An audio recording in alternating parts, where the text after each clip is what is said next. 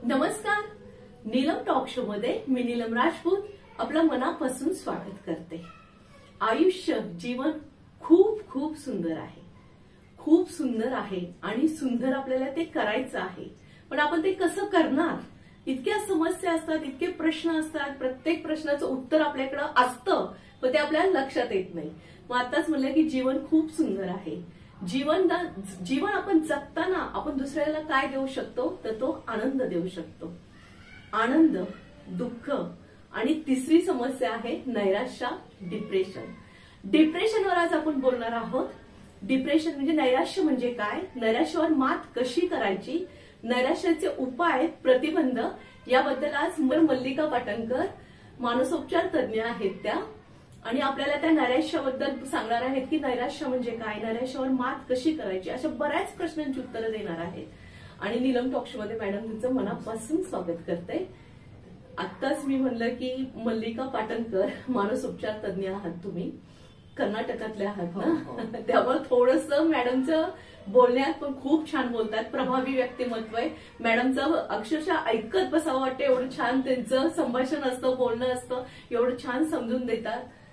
Madam, Neelam talk show मध्ये तुमचं मनापासून स्वागत करते।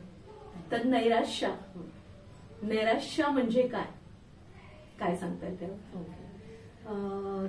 कसं असते की वेगवेगळ्या भावना माणसांच्या मनामध्ये येत असतात। तुम्हीच मगाशी म्हटल्याप्रमाणे कधी दुःख, कधी चिंता, कधी आनंद, कधी भीती। त्याच्यामध्ये सध्याच्या काळामध्ये धकाधकीमुळे म्हणा, अतिरिक्त ताणतणावामुळे म्हणा, प्रत्येक माणसांना समूह एकटं वाटायला लागतंय की कुठेतरी आपल्याला कोणी समजून घेत नाही, आपण एकटे पडत चाललेले, कुणालाही आपली किंमत नाही, कोणी आपला वेळ देत नाही, असं काहीतरी नकारात्मक भावना दाटून आल्यानंतर मनामध्ये उदासीनता निर्माण होतो।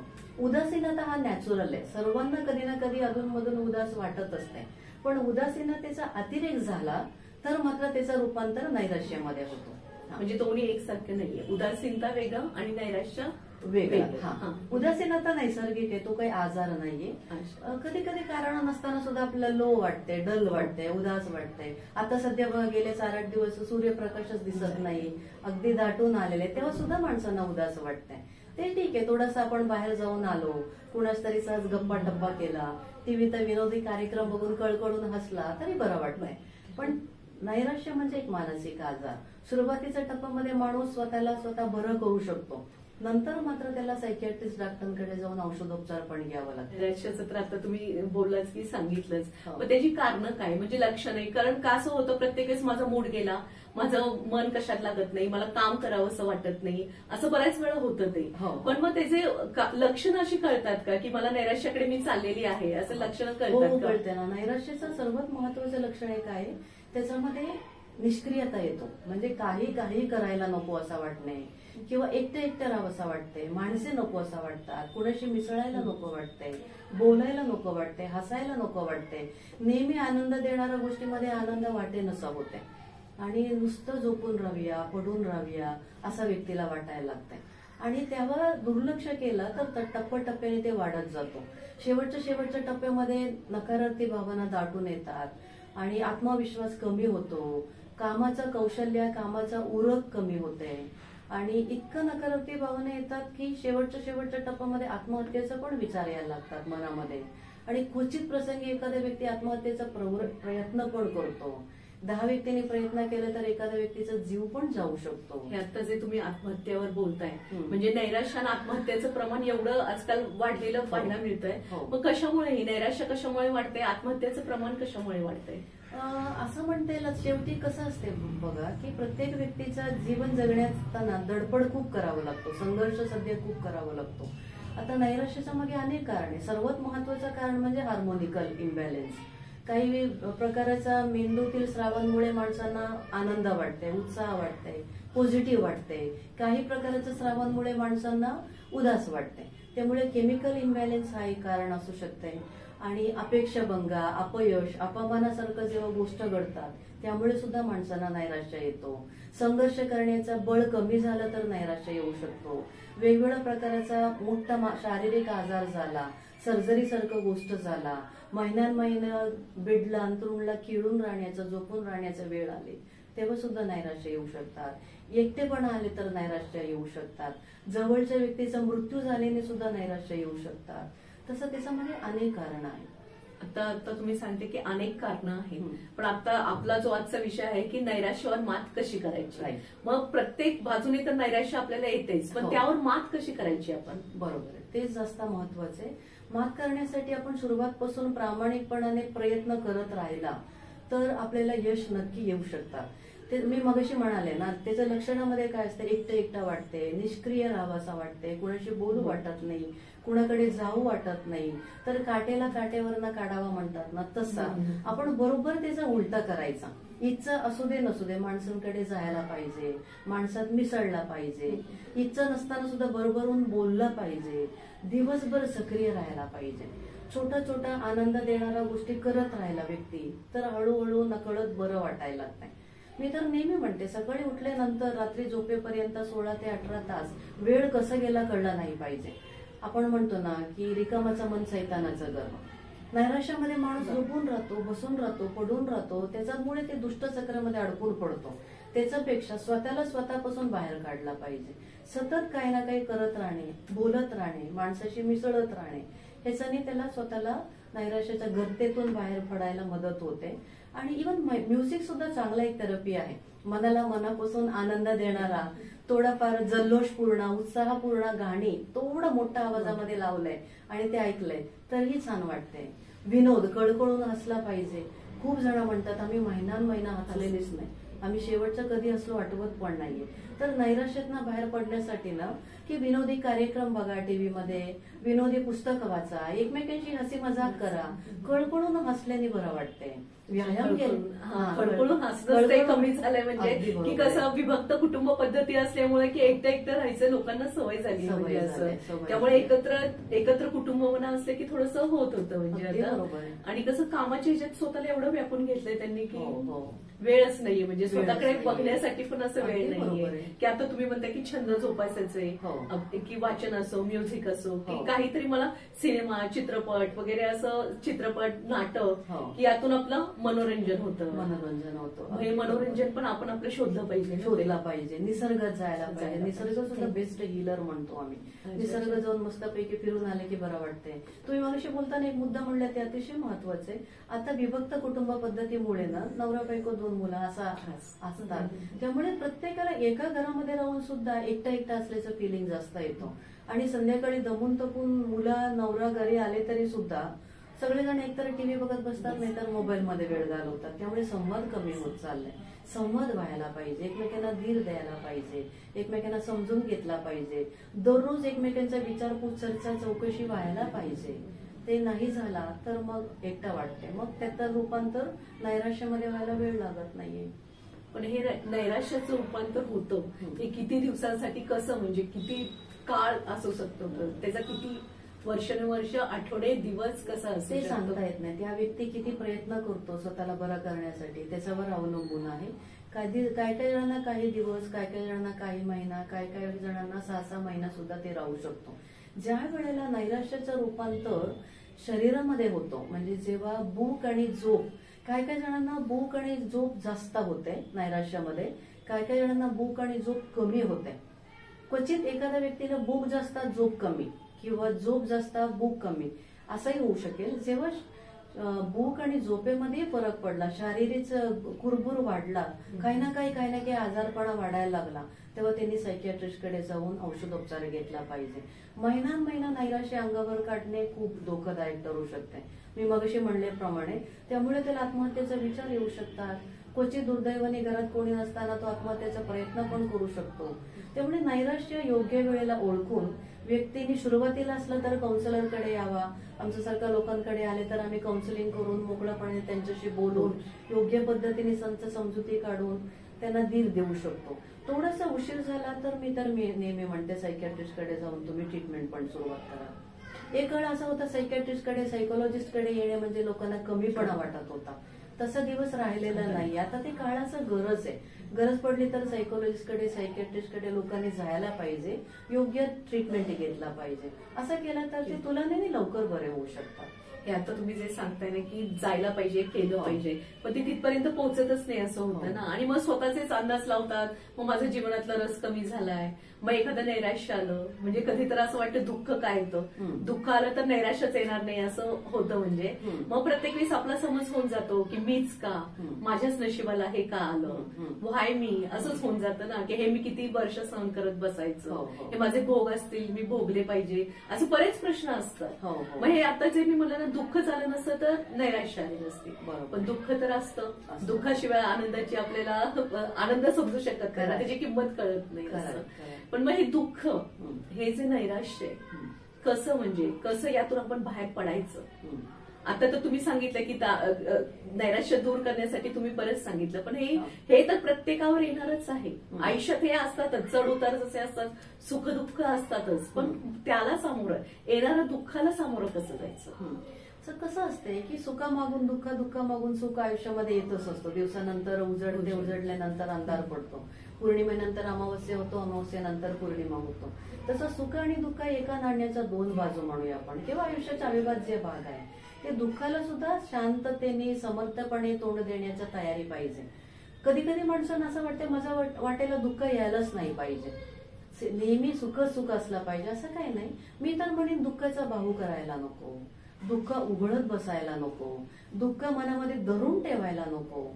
झालं गेलं, गंगेला मिळाला म्हणून तिथलं तिथे सोडून देता आला पाहिजे, वर्तमान काळामध्ये राहता आला पाहिजे.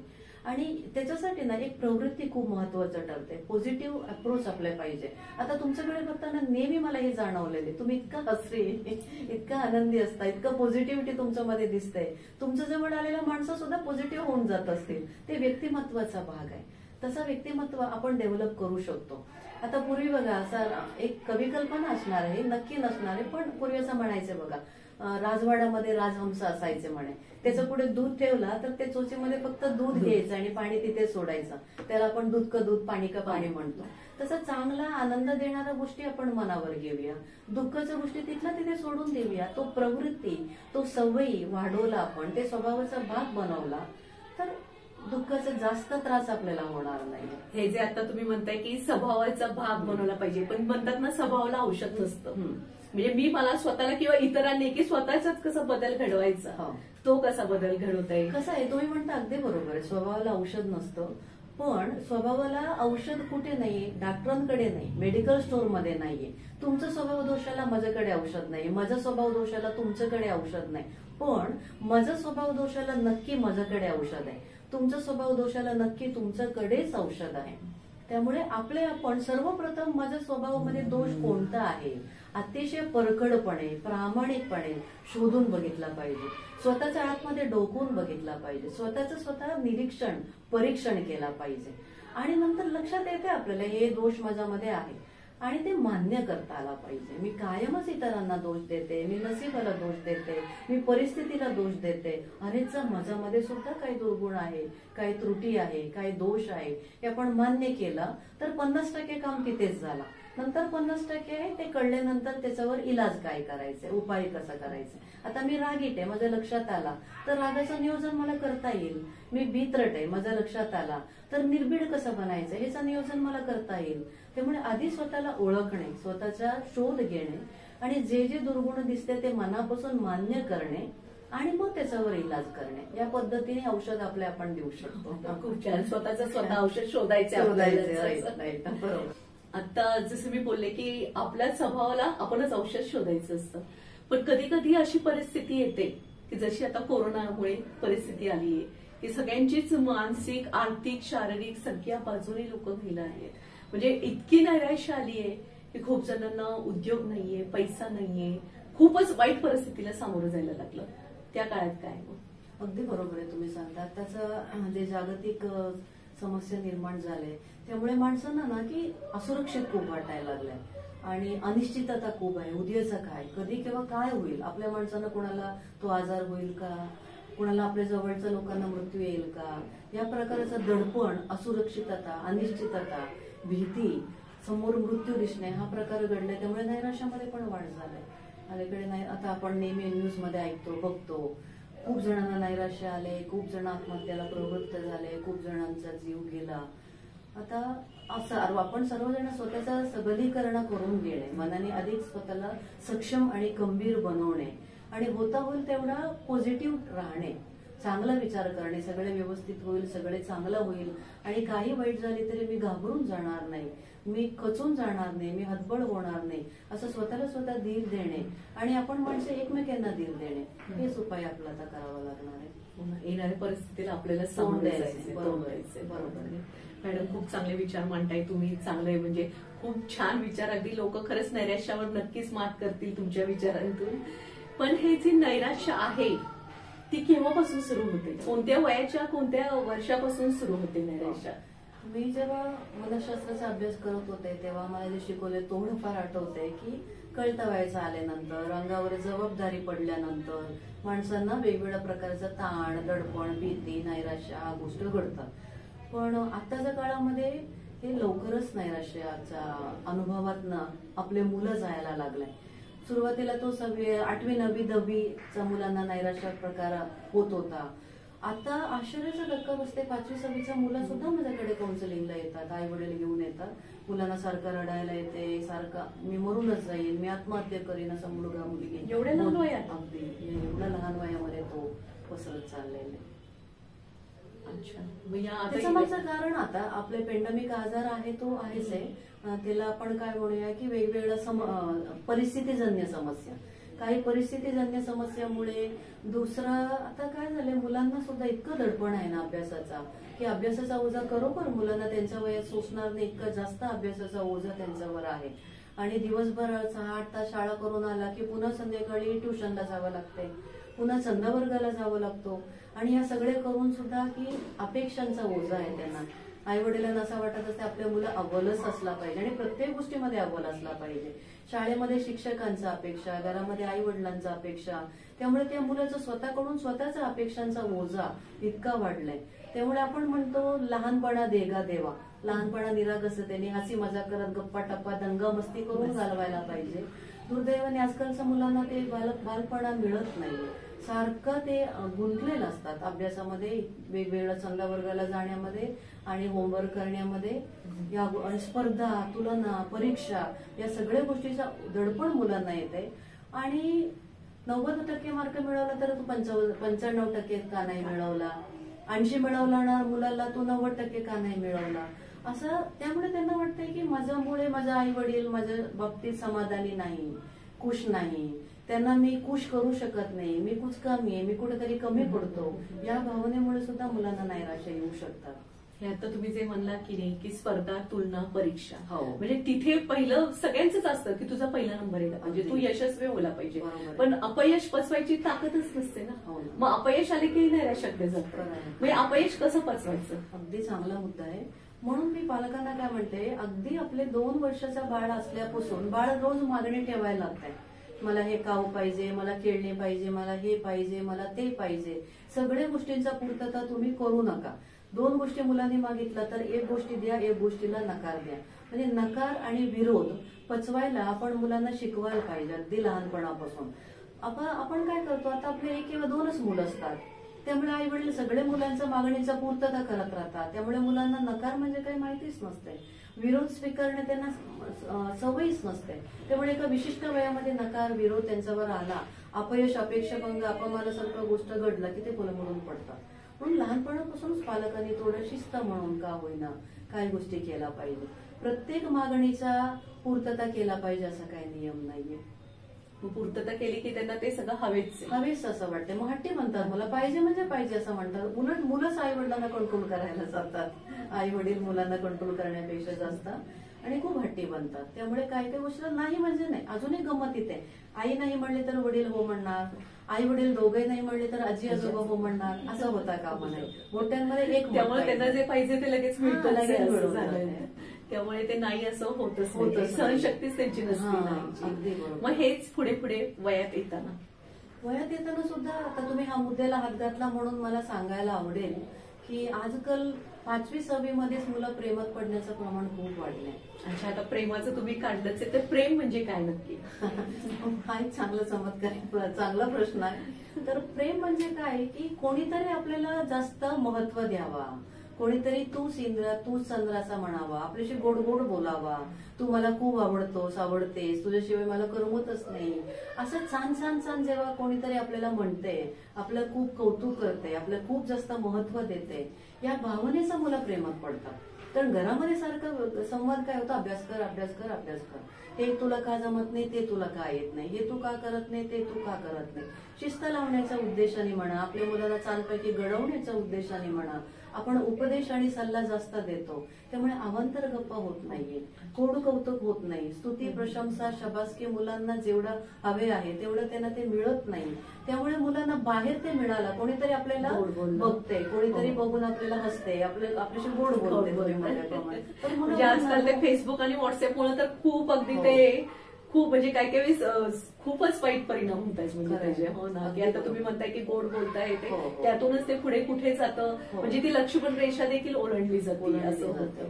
म्हणजे हे जे प्रेमाचं म्हणताय की तरुण पिढी पण आहे, तुमच्या आता बोलण्यात आलं की लग्नानंतरही प्रेम संबंध वगैरे यावर आता बऱ्याच समस्या येतात. हो त्याबद्दल बरोबर आहे. आजकाल हाही प्रमाण वाढत चाललेलं आहे. लग्नानंतर सुद्धा म्हणजे आता पूर्वी एक काळ असा होता की जसं जसं वय वाढते, जसं जसं मुलाबाळा होतात, जसं आपण 40-45 होतो त्यावेळेला एक पोक्तपणा यायचे आपल्याला.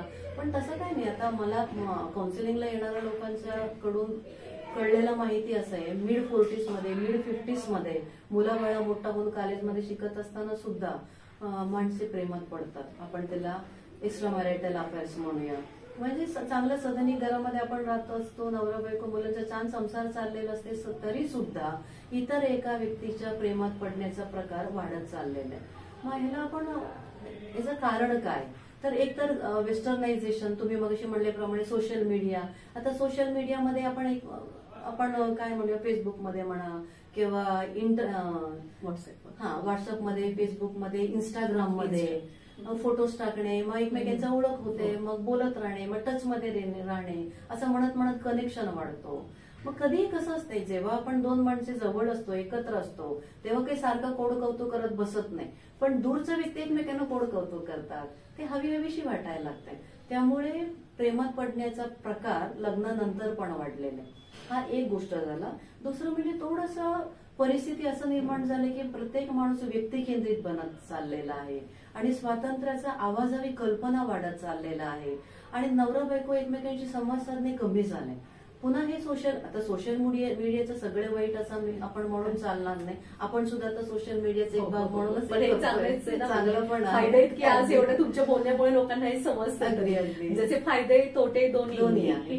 त्याचा वापर आपण कशासाठी किती करायचंय हे जसं त्यांनी ठरवायला पाहिजे. त्यामुळे काय होते, घरी आले की टीव्हीच बघितला जाते, मोबाईलमध्येच डोकं ठेवलं जाते, त्यामुळे बोलणं होत नाही, संवाद होत नाही. त्यामुळे स्त्री पुरुषांना असं वाटतंय की माझा जोडीदार मला वेळ देत नाही, माझा जोडीदार माझी बोलत नाही, माझ्यावर प्रेम करत नाही, माझ्या जोडीदाराला माझ्या किंमतच नाही, हे भावना वाढीस लागते. त्यातून मग गुंतलं जाणे, इतर व्यक्तीशी म्हणा, नैराश्याकडे जाणे म्हणा, असं होते. पण ते आता तुम्ही जे म्हणता ना गुंतलं जातो, पण त्यातूनही बाहेर पडल्यानंतर फार अवघड आहे ना, ते अवघड होऊन जाते. त्यातूनही बाहेर पडणे अवघड होऊन जाते. मग ते परत नैराश्यातच येते. पुन्हा फिरून तिकडेच येते, पुन्हा फिरून तिकडेच एक दुष्ट चक्र तयार होतो. आणखीन एक ह्या मुद्द्याबद्दल बोलताना मला एक सुचते, मेनोपॉज जो प्रकार होता पूर्वी 45 नंतर मेनोपॉज व्हायचे. आता मेनोपॉज साठीचा जो हार्मोनिकल इम्बॅलन्स जो आहे, हार्मोनिकल चेंजेस जो आहे ते मिड 35 पासूनच सुरुवात होते. त्यामुळे मनाला उदास वाटणे, चिडचिड वाटणे, अस्वस्थ वाटणे, बेचैन वाटणे, मला कोणी समजून घेत नाही, कोणी माझ्यावर प्रेम करत नाही, या प्रकारचा नकारात्मक विचार दाटून येणे, या सगळे प्रकार स्त्रियांना 35-40 मध्ये सुरुवात होते. त्याही कारणामुळे बाहेरचा कोणीतरी आपल्याला 4 शब्द गोड बोलते, कोणी आपल्याला वेळ देते, हे बरं वाटते, एक अटेन्शन मिळतो, एक इम्पॉर्टन्स मिळते, त्यामुळे ते हवीहवीशी वाटते माणसांना. त्यामुळे तिकडे तो नकळत गुंतला जातो, तो म्हणा ती म्हणा. नंतर हे सगळं खूप सांभाळणं खूप अवघड होऊन जाते. बरोबर. त्यावर काय आता सांगते, त्यावर एक चांगला उपाय असं, हे माणसे माझ्यासारखं काउन्सिलरकडे येतात, हे सगळे बोलतात, म्हणजे ह्याला वाचा फोडला पाहिजे, याच्याबद्दल चर्चा केला पाहिजे, बोलला पाहिजे. त्याकरता आपण हाच विषय मांडलाय. तुमच्या बोलण्यात पण आले की हा विषय तुम्ही आवर्जून मांडावं म्हणून, की हे लोकांपर्यंत पोहोचलं पाहिजे. अदरवाईज ते घरातच राहिलं, मग कधी ना कधी नवऱ्याला बायकोचं असेल तर बायकोला नवऱ्याचं असेल तर कळून जाते, मग इतकं ते विकोपाला जाते साहजिक, नंतर ते घटस्फोटापर्यंत जातो. तसं ना होता आजकाल लोक येतात, येऊन बोलतात, ते खूप महत्वाचे. आपण मदत घेतला पाहिजे तज्ञांचा, त्याच्याबद्दल चर्चा केला पाहिजे, बोलला पाहिजे. माझ्या मनामध्ये असं वाटते, मला एका विशिष्ट ठिकाणी खूप ओढ वाटते, पण मी माझ्या मुलांना सोडून जाऊ पण शकत नाही. माझ्या मुलांसाठी का होईना, माझ्यासाठी का होईना, माझ्या माहेरचं सासरच्या लोकांना त्रास होऊ नये म्हणून का होईना, माझं लग्न व्यवस्था, लग्न संस्था मला टिकवायचं, असं स्त्री पुरुष दोघांनाही वाटते. मग आमच्यासारख्या लोकांकडे ते येतात, चर्चा करतात, बोलतात, मग काहीतरी मार्ग निघतो त्यातनं, योग्य मार्ग निघतो. योग्य मार्ग. मग ते ही वेळ येऊच नाही म्हणून आधीच, बरोबर, आधीच थोडी दक्षता घेतली. एकमेकांबद्दल स्नेह वाटणे, मैत्री वाटणे, जवळकी वाटणे, आपलेपणा वाटणे, हा एक वेगळा गोष्ट आहे. म्हणूनच तुम्ही म्हणता तसं आधीच थोडासा सावध राहा. एक लक्ष्मण रेखा आपण आखून घेतला पाहिजे. मैत्रीपर्यंतच ते ठेवला तर पुढे जाऊन काही प्रॉब्लेम येणार नाही. अजून तरी आपल्याकडे स्त्रियांना नवरा मुलं बाळांना सोडून बाहेर जावं असं वाटत नाही, आपल्यामुळे आपल्या सासरचा माहेरचा त्रास व्हावा असं वाटत नाही, पण त्यांना आतोनात त्रास व्हायला लागतो. म्हणून तुम्ही म्हणता ते अतिशय महत्वाचा मुद्दा आहे.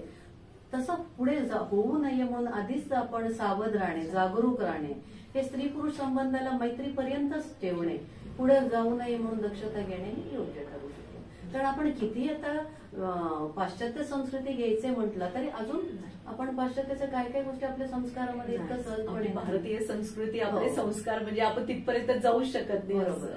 म्हणजे ते गुंतण्यापेक्षा न गुंतलेलं. आणखीन एक, आता ज्या स्त्री गुंतलेला असेल तर तिचा नवरा, पुरुष गुंतलेला असेल तर तिचं पत्नी, ते समजून घेतलं पाहिजे, एकमेकांना तेव्हा सांभाळून घेतला पाहिजे. असं का झाला, माझ्याकडनं तुला काय बदल हवे, मी कुठे काही कमी पडलोय का, पडले का, असं अगदी खुला मोकळं संवाद करून, आणि मग एकमेकांना त्यांनी आता म्हणू शकते एखादा स्त्री, तू खूप रागीट आहे, तू मला वेळच देत नाही, तू माझ्याशी बोलतच नाही, तुला माझं कौतुकच नाही, तर ह्या 4 गोष्टी नवऱ्याने बदल करावा. या पद्धतीने तेव्हा होणे गरजेचे. तसं पुरुष जर म्हणत असेल, तू सारखं चिडचिड करते, सारखं मुलांनाच घेऊन बसते, तू काकूबाई झाली आई झाल्यानंतर, तुला माझं काही नवरा म्हणून काही पडलेलेच नाही, असं जर नवरा म्हणत असेल तर स्त्रीने स्वतःमध्ये तो बदल केला पाहिजे. पण हा बदल घडतो का? कारण आपणच ठरवायचं असतं, पण तो व्हायला पाहिजे ना बदल अगदी, कारण एवढी वर्षांची आपल्याला ती सवय लागलेली असते.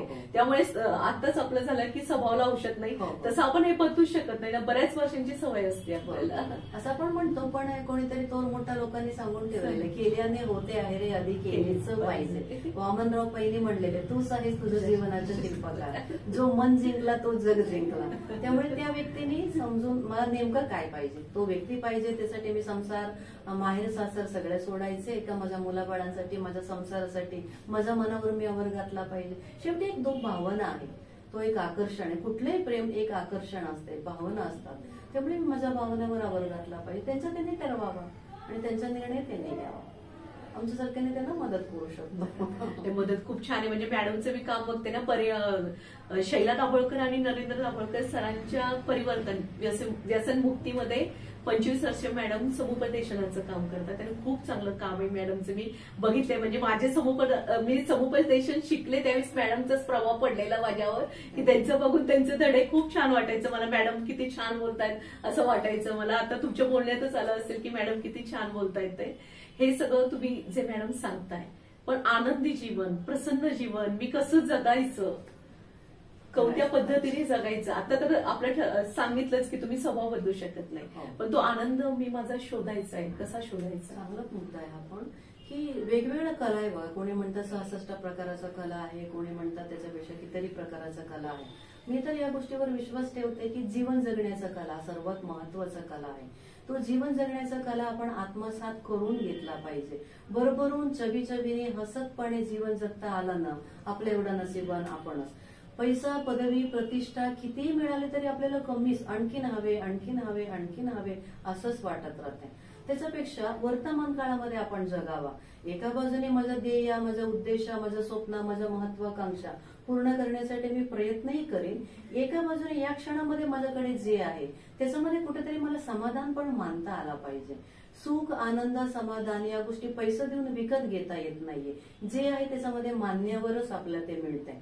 म्हणून वर्तमान काळामध्ये जगणे. खूपदा काय होतो, भूतकाळाचा जास्त विचार करतो म्हणून नैराश्य येते, भवितव्याचा जास्त चिंता करतो म्हणून स्ट्रेस येतो, ताण येतो आपल्याला. त्याच्यापेक्षा हिअर अँड नाऊ, या क्षण, आजचा दिवस महत्वाचा आहे. पण दररोज उठल्यानंतर चला आजचा दिवस मला जगायला मिळाले ना, ते मी भरभरून मनापासून आनंदाने मस्तपैकी जगणार आहे असं म्हणून आपण सुरुवात केला पाहिजे. स्वतःवर, आपल्या माणसांवर, आपल्या आयुष्यावर भरभरून प्रेम करण्याचा कला आपण अवगत करून घेऊ शकतो. मंगेश पडगावकरांनी आपल्या कवितेमध्ये सांगितले बघा, या जन्मावर, या जगण्यावर शतदा प्रेम करावे. ते आपण करायला शिकलो तर आयुष्य अधिक आनंददायी होऊ शकते. आणि दुसरं, आपले बरेच विचाराचा पोत कसा आहे, विचाराच्या दर्जेवर आपले आयुष्य अवलंबून आहे. अधिक आनंदी राहण्यासाठी अधिक सकारार्थी विचार केला पाहिजे आपण, होकारार्थी विचार केला पाहिजे. चारी बाजूनी चांगलं आणि वाईट असते, पण आपण चांगलं वेचायला शिकला पाहिजे. कायमच मी चांगल्याच गोष्टी माझ्या मनावर घेईन, चांगल्याच गोष्टीला अधिक महत्व देईन, वाईट गोष्टी, त्रासदायक, दुःखाच्या गोष्टी तिथल्या तिथे सोडून देईन. या गोष्टीचा आपण सवय करून घेतला तर आपण अधिक आनंदी राहू शकतो. तिसरा मुद्दा मी म्हणेन, एखाद्या ध्येयाशी बांधून घेऊया आपण स्वतःला. भले आपले वय 70, 80, 90 असलं ना तरी सुद्धा काहीतरी एक छोटं मोठं ध्येय आपण बाळगला मनाशी, त्याच्या भोवती आपण स्वतःला बांधून घेतला तर आयुष्य अधिक हवीहवीशी वाटायला लागते आपल्याला. आणि आपल्या मनाचा आणि शरीराचं आरोग्य चांगलं ठेवण्यासाठी व्यायाम महत्वाचे. रोजचा व्यायाम, निदान 45 मिनिटं का होईना, काही ना काही एक प्रकारचा आवडीचा व्यायाम आपण करायला पाहिजे. 7 ते 8 तास नैसर्गिक झोप आपल्याला मिळायला पाहिजे. आणि कुणाशी तरी भरभरून आपण बोललं पाहिजे. सुख आणि दुःख दोन्ही वाटून घेता आला पाहिजे. सुख वाटून घेतल्याने आणखीन त्याच्यात भर पडते, दुःख वाटून घेतल्याने दुःखाचा तीव्रता कमी होतो. त्यामुळे दोन्ही गोष्टी आपण वाटून घेतल्या पाहिजे. या पद्धतीने करत राहिलो तर आयुष्य अधिक सुखकर होऊ शकते. इतके छान बोलताय, म्हणजे मला मॅडम फक्त तुमचंच ऐकावं असं वाटतंय की बस तुम्ही बोलावर मी ऐकावं असंच वाटतंय. कारण सुरुवातीलाच मॅडम बोलल्या पण नैराश्य विषय आहे, तरी आपल्या दोघींच्या गप्पा एवढ्या छान व्हायला पाहिजे. मला नक्की दिल खुलास होतील म्हणलं गप्पा. नैराश्य विषय असला तरी आमच्या गप्पा म्हणजे तुमच्या लक्षातच आलं असेल की मॅडमने किती चांगले विचार मांडले. आणि हा व्हिडिओ खरंच जास्तीत जास्त लोकांपर्यंत पोहोचवा, कारण ह्या नैराश्यावर मात होणं हे खूप महत्वाचं आहे. आधुनिक जगात म्हणजे खरंच ना खूपच नैराश्य वाढलीये की अगदी शेवट जाता जाता मला सांगा की आत्महत्या. कारण ती व्यक्ती काही काही घरातल्यांना काय होतं की वाटते की ती ढोंग करतीये, ती नाटक करतीये, म्हणजे काही काही त्याच्याकडे दुर्लक्ष केलं जातं. अभ्यासाच्या बाबतीत मुलांच्या असलं तरी नाही की त्यांना होत नसतं, म्हणजे त्या मेडिकलला म्हणा, इंजिनिअरिंग म्हणा, तिथे जायचं नसतं त्यांना. कधी कधी आपण आई वडील म्हणतायत म्हणून ते तिथे गेलेले असतात. मग अभ्यासाचा ताण येतो किंवा इतकं ताण येतो की कधी कधी घर सोडलं जातं, आत्महत्यांचे विचार येतात, विष घेण्यापर्यंत ते पोहोचतं. मग ह्या कधी म्हणजे घरातल्यांनाच असं वाटतं की हा नाटक करतोय, आणि वेळ निघून गेल्यानंतर मग असं वाटतं अरे ह्या माणसाला मी आधी साथ द्यायला पाहिजे होती, माझा मुलगा असो. यात एक मला सांगायचं होतं मॅडम तुम्हाला, म्हणजे असं विचारायचं होतं, कारण या ह्याच्यात आत्महत्येच्या ह्याच्यात ना आपल्या घरातल्यांची साथ, शेजारी म्हणजे मी तर शेजारीच घेईन कारण ते आपल्या जवळ असतं, नातेवाईक, मित्र मैत्रिणी, त्यांची साथ खूप महत्वाची असते. बरोबर. तर याबद्दल काय सांगता? तुम्ही अगदी बरोबरच म्हणले की नैराश्याने ग्रासलेल्या व्यक्तीला ना सर्वात महत्वाचं म्हणजे एकट्या खूप वाटत असते. एकटे वाटते आणि स्वतःचा क्यू करत बसतो तो व्यक्ती. त्याला असं वाटत असते मला कोणीच प्रेम देत नाही, कोणालाच माझी किंमत नाही, मी कोणालाच नको आहे, माझ्या असण्या नसण्याचा फरक पडत नाही, या प्रकारचा नकारार्थी भावना दाटून आलेला असतात. त्यावेळेला घरचं सगळ्यांनी त्या व्यक्तीशी, जेव्हा एखादा आपल्या घरचा माणूस उदास आहे, गप्पा राहतो, तेव्हा अधिकाधिक त्याच्या जवळ जायला पाहिजे, त्याला सहवास, संवाद, स्पर्श द्यायला पाहिजे. त्याच्या शेजारी बसून त्याला मोकळं केला पाहिजे, त्याच्याशी बोललं पाहिजे, ते थोडंसं त्याचा कोड कौतुक केला पाहिजे, त्याला थोडंसं बाहेर घेऊन जाणे, त्याला काय हवे नको ते बघणे, त्याला जास्तीत जास्त बोलतं करणे आणि त्याच्याशी मैत्री करणे, हे गोष्टी महत्वाच्या. आणि मग लहान मुलांना सुद्धा, जेव्हा आम्ही मगाशी आपला एक मुद्दा झाला बघा, मुलं लहान वयामध्येच प्रेमात पडतात, प्रेम नसतं ते आकर्षण आहे, पण त्यांना असं वाटतं. त्यावेळेस सुद्धा आम्ही म्हणतो तुम्ही आई वडील मुलांचं मित्रमैत्रिणी बना. आई वडील आपण आहोतच, पालक आणि पालक म्हणले की एक दरी राहतो, अंतर राहतो, असं ना होता तुम्ही फ्रेंडली वागा, फ्रेंडली बोला, हातात हात घालून त्यांना बाहेर फिरायला घेऊन जावा, त्यांच्या केसावरना गालावरना हात फिरवा, तू माझा खूप आवडता आहे, आवडती आहे, तुला मार्क थोडा कमी मिळू दे, 4 गोष्टीमध्ये तू मागे राहिलं तर तू जसं आहे तसं आमचं लाडकंच आहे, असा बोलला पाहिजे. आणि मनशास्त्रामध्ये असं सांगितलेलं आहे की मुलींना वडील मित्र बनायला पाहिजे आणि मुलाला आई मैत्रिणी बनायला पाहिजे, तर बाहेर अखाली वयामध्ये प्रेमात पडण्याचं प्रमाण खूप कमी येऊ शकेल.